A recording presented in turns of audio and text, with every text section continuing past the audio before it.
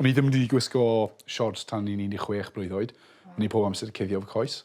O'n i ddim yn neud fel chwaraeon neu ymarfer corff, pethau fel yna, achos o'n i'n gwybod o'n i'n gwahanol.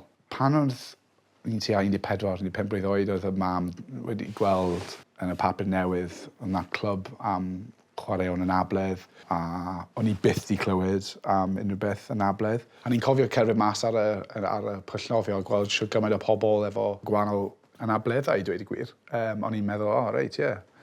Mae yna pobl fel fi, a hefyd fi'n lwcus iawn achos mae yna pobl sydd yn cael anableddau sydd yn galetach na un fi. A oedd yn credu oedd popeth wedi newid pan o'n i'n gwybod o'n i'n taflu. A o'n i eisiau cystadlu yn yr ysgolion Cymru. A o'n i 'di ennill ysgolion Cymraeg. A o'n i 'di cymryd trousers pant. A pawb yn dweud, I can't believe you're getting beat by a guy with one leg. Pethau fel yna. A oedd popeth wedi newid wedyn.